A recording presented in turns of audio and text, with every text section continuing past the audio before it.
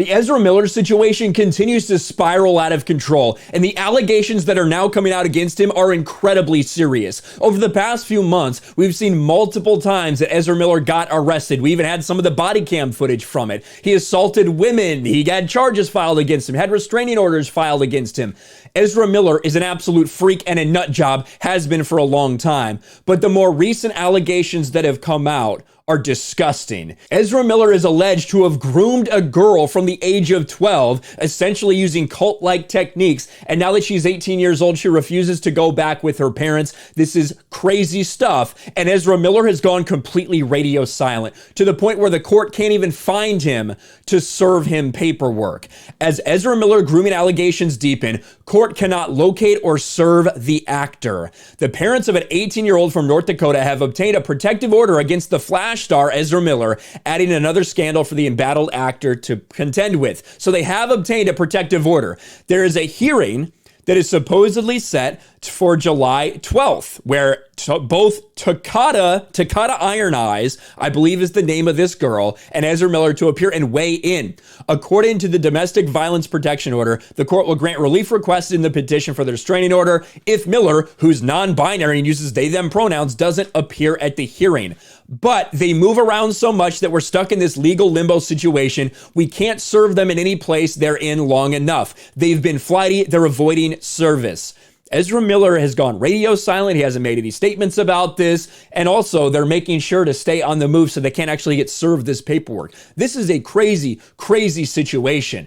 Now, it should be noted that these parents are left-wing activists. They're left-wing activists who allege that their child, who met Ezra Miller when she was 12, they let her visit London to go see Ezra Miller when she was 14 years old. They say that's when it really started, that he may have tried to even get her to bed at that point in time. Well, now she's 18 years old and she is pushing back against all of this stuff. She put out a statement on Instagram when the entire story broke. I'd like to make a statement to acknowledge the tragedy that is the narrative of the general public and the assumptions made on my behalf by my family and friends regarding my stability or otherwise. I dropped out of BARD 5 months ago. My friend and comrade William passed shortly after. My comrade Ezra Miller, for the entirety of the aforementioned era, has only provided loving support and invaluable protection throughout this period of loss.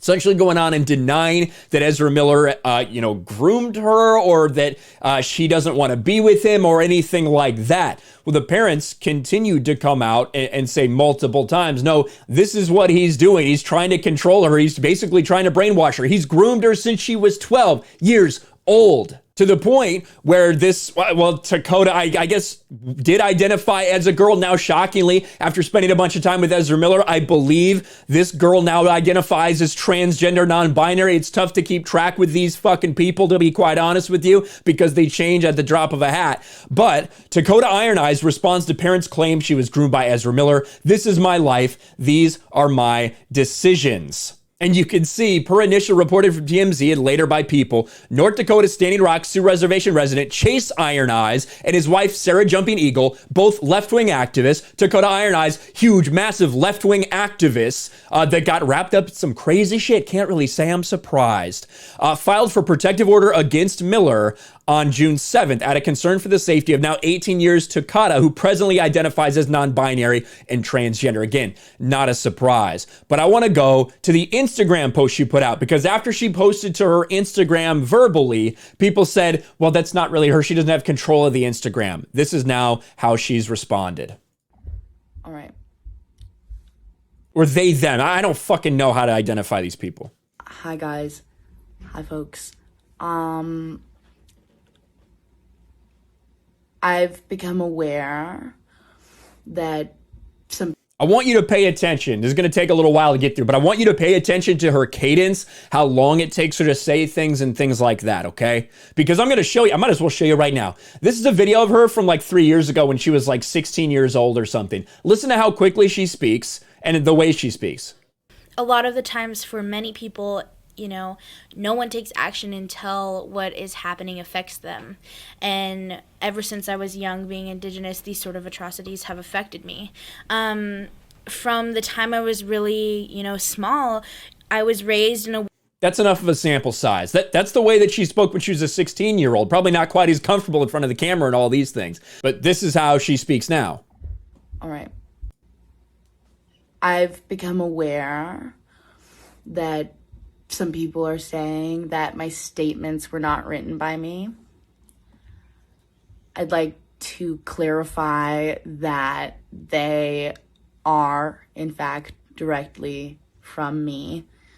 Nobody is controlling my Instagram account. I don't have a phone right now out of my own personal conviction. And honestly, it's really distressing that the narrative... It seems like this person is trying to be incredibly careful. Maybe that's a good way to say it. Maybe incredibly careful about what they put out there. I don't know if you could really explain any other way why this person's talking like this, to be honest with you. But we'll continue on. Of the victim in question is not being granted any trust.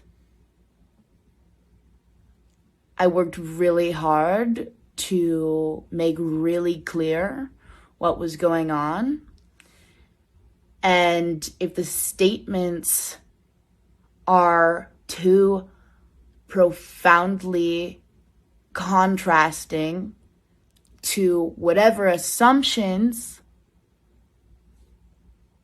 those of us have garnered and have chosen to carry. All right, I can't honestly listen anymore. This is fucking mind-numbing listening to this person speak. But she's out there denying that anyone's controlling her. I don't have a phone by my own, like it's my own personal choice while posting to Instagram from a phone.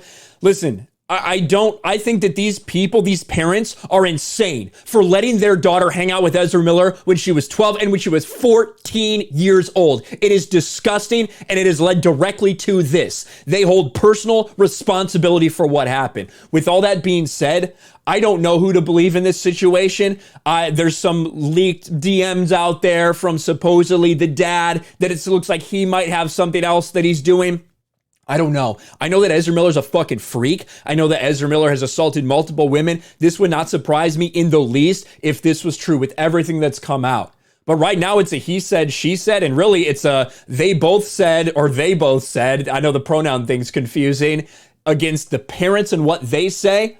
I do know that Ezra Miller cannot stay silent on this for much longer. Ezra Miller has been radio silent about all of this. He is apparently running and refusing to actually be served and avoiding service to appear in court for this restraining order process. This is completely a fucked up situation, but it doesn't surprise me because Hollywood are a bunch of lunatics. They are a bunch of creepy, disgusting, disingenuous fucks. Ezra Miller is a freak as well. It does not surprise me that he's wrapped up in this. Let me know your thoughts in the comments below. Smash the like button, subscribe to the channel, ring the bell for notifications, share this video out there, and I'll talk to you later. Thanks for watching, everyone. And a huge shout out to my patrons. I appreciate you guys so much. Want to follow me on Twitter or Instagram?